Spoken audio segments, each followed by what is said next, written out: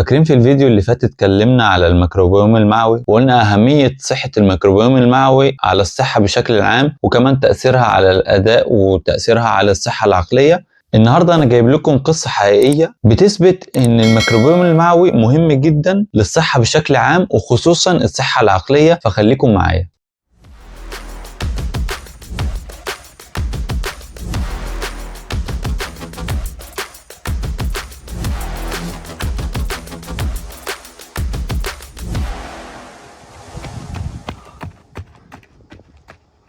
اهلا بكم. انا النهارده هتكلم على واحده اسمها ماريا برانياس. ماريا دي السنه اللي فاتت كانت اكبر معمره في الكون كله، كان عندها 117 سنه، توفت السنه اللي فاتت. بس المميز في حاله ماريا عن كل المعمرين انها كان عندها صحه كويسه جدا وعمرها ما جالها كانسر وعمرها ما جالها مشاكل عقليه ولا مشاكل قلب. تعالوا نتعمق شويه عن حياه ماريا. ماريا هي اسبانيه، اتولدت في امريكا عن اب وام اسبانيين في 4 مارس 1907. بعد 8 سنين وأول ما بدأت الحرب العالمية الأولى تبدأ، رجعوا تاني عن طريق البحر لأسبانيا وبالتحديد في مقاطعة كاتالونيا، وعاشت حياتها كلها في مقاطعة كاتالونيا. ماريا دي عاشت الحرب العالمية الأولى والحرب العالمية الثانية والحرب الأهلية الأسبانية وجائحتين اللي هي الأنفلونزا الأسبانية سنة 1918 وجائحة كوفيد اللي هي كانت 2019-2020. في سنة 2019 يعني لما كان عندها حوالي 112 سنة عملوا معاها لقاء واتكلمت على أحداث أيام الحرب العالمية الأولى بتفاصيل، يعني كان عندها ذاكرة بتتكلم على أحداث حصلت من 100 سنة وهي كان عندها 112 سنة، وده أثبت لهم إن هي عمرها ما اتصابت بالخرف وأي أمراض عقلية. وهي كمان نفسها قالت وهي بتتكلم إنها عمرها ما اتصابت بكانسر ولا أمراض قلبية وكانت عايشة بصحة كويسة جدا. في شهر 4 2020 اتصابت بالكوفيد وتعافت منه، فأصبحت أكبر واحدة تتصاب بكوفيد وتتعاف منه في العالم. وبعد كده بسنة خدت التطعيم فأصبحت أكبر شخص في العالم ياخد تطعيم الكوفيد. آخر 20 سنة من عمرها عاشت في دار مسنين. في فترة الكوفيد اتعمل معاها لقاء بعد ما تعافت وقالت إن العجزة أو الناس الكبيرة دول أكتر ناس منسيين في الجائحة بتاعت كوفيد، وقالت إن إحنا ادينا للبلد كتير ما نستحقش إن إحنا نموت بالطريقة دي. واتكلمت على مشاكل دار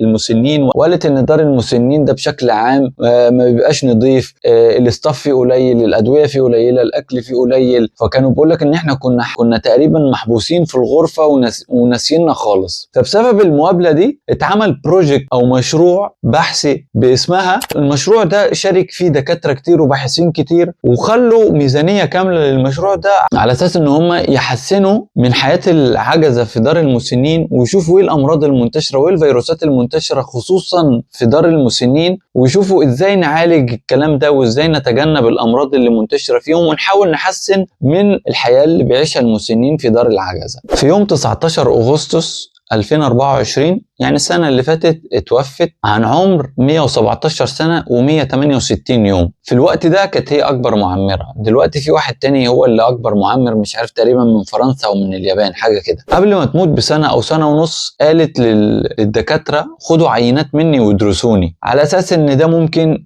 يحسن من نمط حياة الناس وتعرفوا إيه المميز اللي موجود في جسمي بحيث إن إحنا نحسن من صحة الناس بشكل عام والناس تبتدي تغير من نمط حياتها. رئيس قسم الجينات في كلية الطب في جامعة برشلونة درس حالة ماريا واشتغل هو والاستاف اللي معاه على العينات اللي خدوها من ماريا، وخدوا منها عينات دم وبول وبراز ولعاب، وفضلوا بتاع سنتين يشتغلوا على العينات بتاعتها وعملوا بحث نشروه. البحث ده موجود اونلاين وذكروا فيه بقى كل اللي هم لقوه. رئيس القسم قال بشكل عام ان حالة ماريا اللي خلاها تعيش العمر ده كله بصحة كويسة هو عبارة انها كان عندها جينات مميزة وكمان نمط حياتها. فهو قال ان الموضوع كان 50-50. بالنسبة للنمط الجيني بتاعها قالوا ان هي كان عندها 7 متغيرات جينية مش موجودة في اوروبا نهائي. يعني في تقريبا زي مكتبة جينات معمولة لسكان اوروبا كلهم على ابحاث على مر السنين، لو ان عندها 7 متغيرات جينية مش موجودة في المكتبة دي، يعني مش موجودة في اوروبا خالص. بقول لك ان ال7 متغيرات دي هو اللي خلاها محظوظة جينيا، وده كان سبب من اسباب انها كانت عايشة بصحة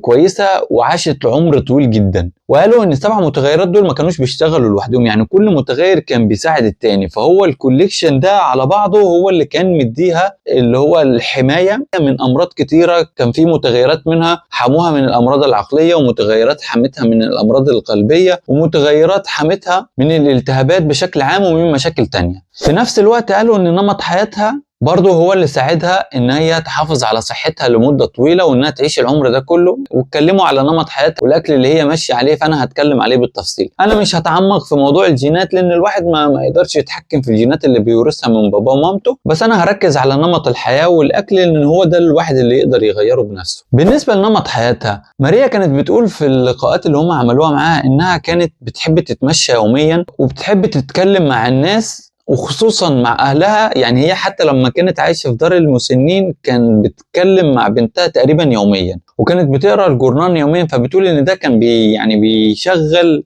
قدرات العقليه بحيث ان ده يعني ما يتاثرش مع الوقت. فهي كانت بتحاول انها تبقى نشطه اجتماعيا وتحاول انها كمان تقرا عشان تشغل خلاياها العقليه يوميا. وقالت انها ابتعدت عن الناس اللي هي قالت عليها التوكسيك، يعني الناس اللي هي عندها طاقه سلبيه. يعني كانت ما بتتواصلش الا مع الناس اللي هي عندها طاقه ايجابيه وممكن تفرحها. قالت انها كمان عمرها ما دخنت وعمرها ما شربت خمره، وكانت بتتبع حميه البحر المتوسط اللي هي بتبقى فيها اكل غالبيته من النباتات بس بتدخل عليها السمك وبتدخل عليها الفراخ واللحمه الحمراء كده من فتره لفتره. بس هي قالت انها كانت بتاكل سمك كتير وكانت بتاكل زيت زيتون كتير جدا. وبقى المهم اللي احنا نتكلم عليه النهارده انها كانت بتاكل 3 مرات زبادي. تعالوا نقف عند الزبادي ده شويه. انا في الحلقه اللي فاتت قلت ان انت مهم ان انت تدخل بروبيوتيك في جسمك عشان تحسن من الصحه المعويه، سواء كان بقى من مكملات او ان انت تاكل اكل هو بروبيوتيك. من الاكل البروبيوتيك اللي ممكن تاكله هو الزبادي. هي كانت بتاكل زبادي 3 مرات يوميا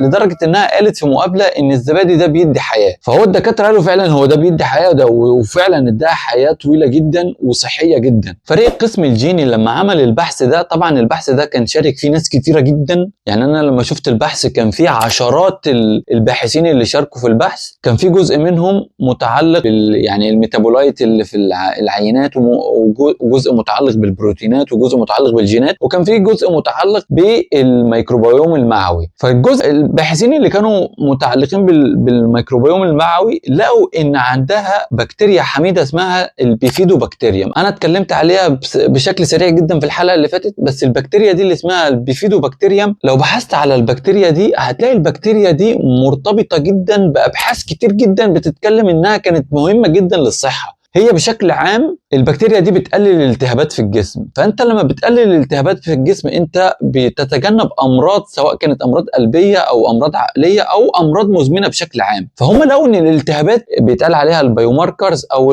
يعني سواء كانت ميتابولايت او مركبات في الجسم لما بتزيد في جسمك بتدي علامات ان انت عندك التهابات في جسمك. فهو لقوا ان المركبات دي كانت قليله جدا وكان الالتهابات عندها بشكل عام قليل جدا بسبب البكتيريا دي اللي اسمها البيفيدوبكتيريا. طبعا قالوا ان حاله واحده ما تقدرش تعممها بشكل عام. على لما تلاقي شخص واحد اكل زبادي وزادت عنده البكتيريا دي يبقى ده معناه انها هتحصل في كل الناس. بس هم يعني قالوا ان احنا مقتنعين جدا ان ده السبب، ان الزبادي هو اللي زود البكتيريا دي. كمان ان البكتيريا دي بيقولوا انها يعني بتكون عاليه جدا، تركيزها عالي جدا وعددها عالي جدا عند اول ما بتتولد ولما بتكون صغير، ومع الوقت لما بيزيد عمرك بتقل. لقوا ان البكتيريا دي زايده جدا عند ماريا في العمر ده، كان عندها 116 سنه. لقوا ان يعني البكتيريا بتاعتها قالوا انها بكتيريا بتاعت طفله او شابه، يعني قالوا حوالي من 17 ل 23 سنه. وقالوا عمرنا ما شفنا البكتيريا بالتركيز ده وبالعدد ده عند حد كبير. طبعا هم قالوا ان الاحسن كان المفروض ان احنا ناخد عينات من سنين قبل كده عشان نشوف نتاكد ان هو فعلا الزبادي هو اللي كان السبب في ان البكتيريا دي تزيد. بس هم برضو مقتنعين ان الزبادي هو اللي كان السبب. حاجه كمان مهمه اتكلموا عليها ان لو ان الميتوكوندريا، لو فاكرين انا اتكلمت سابقا عن الميتوكوندريا وقلت دي عامله زي مولدات الطاقه والكهرباء اللي في الخلايا الجسم، وهي اللي بتنشط الجسم وبتديله الطاقه وبتنشط له قدراته العقليه والجسديه. فلو ان الميتوكوندريا بتاعتها وان الميتوكوندريا دي وظيفتها بتتراجع، ده من علامات الشيخوخه. لما انت بتكبر الميتوكوندريا بتاعتك وظائفها بتقل. لو ان في حاله ماريا الميتوكوندريا عندها في خلاياها مش بس حافظت على وظائفها وقدراتها ان هي تشتغل، لا ده كمان طبعا بقول لك ان قدراتها الوظيفيه كانت زايده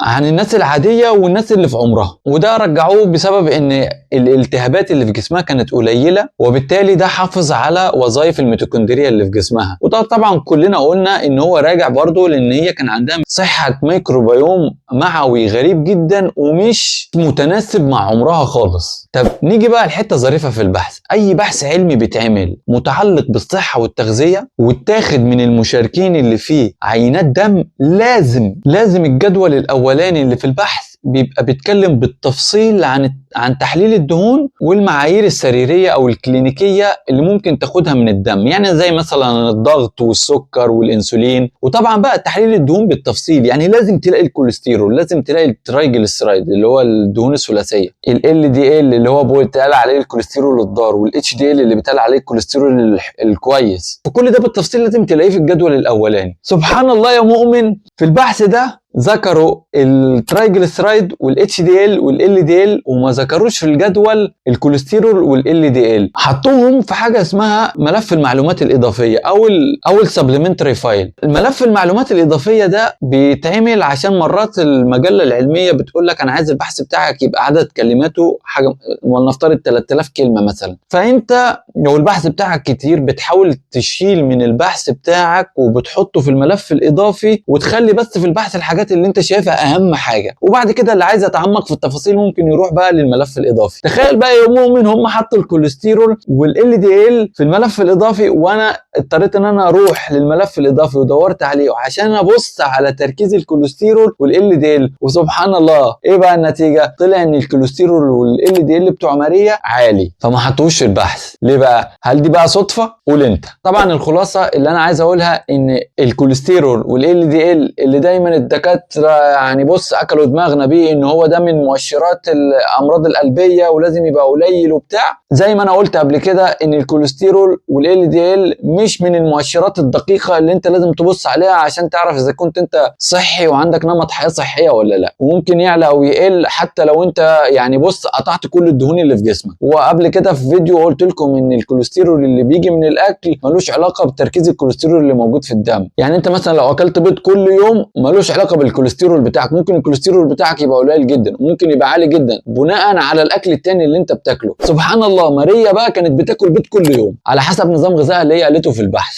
ولو حابب تبص على مؤشرات ادق منها ممكن تبص على مؤشرات الترايجليسيرايد والاتش دي ال وتشوف النسبه بينهم، لو هي اقل من 1 يبقى انت كويس، لو هي اعلى من 1 يبقى انت عندك مشاكل. سبحان الله، ماريا اللي هي عندها 116 سنه ساعه البحث كانت النسبه بتاعتها 1.09، يعني قريبه من الواحد. قول واحد. تخيل في العمر ده والنسبه بتاعتها كده. في ناس ما شاء الله شباب عندها 20 30 سنه وبتوصل النسبه بتاعتهم 1.5 و2. من الباحثين اللي شاركوا في البحث انا اعرف 2 اشتغلت معاهم قبل كده شخصيا، انا اعرفهم شخصيا، اروح اكلمهم دلوقتي اقول لهم وديت الكوليسترول فين؟ الكوليسترول يا جدعان.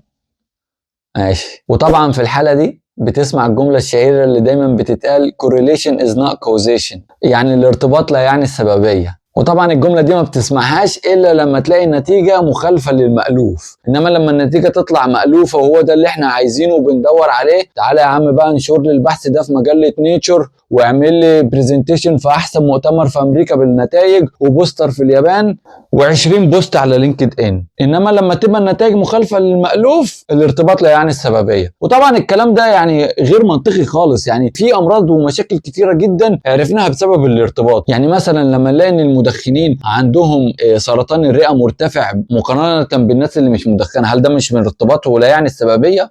ما علينا. الخلاصه من قصه ماريا اللي انا حابب انهي بيها الفيديو انها كانت بتاكل الزبادي 3 مرات يوميا عشان تحسن من الصحه المعويه بتاعتها. الزبادي ده اكل مخمر يعني بروبايوتيك. طب انت لو ما بتحبش الزبادي ممكن تشرب لبن الكفر. لبن الكفر ده فيه اصلا تنوع بكتيري اكتر من الزبادي. طب يا سيدي انت ما بتحبش مشتقات الحليب خالص، ممكن مخلل الملفوف او الكرنب بس يبقى معمول بملح مش بالخل. اي حاجه متخمره ممكن تحسن لك من صحه الميكروبين المعوي خدها، ويا سلام لو تاخدها اكتر من مره. تاني حاجه استفدناها من قصه ماريا انها كانت بتتمشى وبتحاول تعمل رياضه على قد ما تقدر، فانت على قد ما تقدر حاول تتمشى، حاول تعمل اي نوع من الرياضه يوميا ولو حتى نص ساعه او ساعه. تالت حاجه ممكن نستفيد منها انها ما دخنتش خالص، فانت لو مدخن يا ريت تبتدي بقى تقطع التدخين خالص، مش بس كمان عشان صحتك وانت كمان عشان صحه اللي حواليك. اخر حاجه انها كانت بتتكلم مع الناس يوميا، يعني حتى كمان لو ما كانتش بتتكلم مع بنتها كانت بتتكلم مع الناس اللي موجودين معاها في دار العجزه. فانت حاول على قد ما تقدر ان انت تخلي نفسك اجتماعيا اكتف نشط، حاول تتكلم مع الناس، حاول تعمل محادثات ولو حتى قصيره، المهم يعني ما تبقاش منعزل تماما. واخر حاجه القرايه، حاول تشغل خلايا مخك،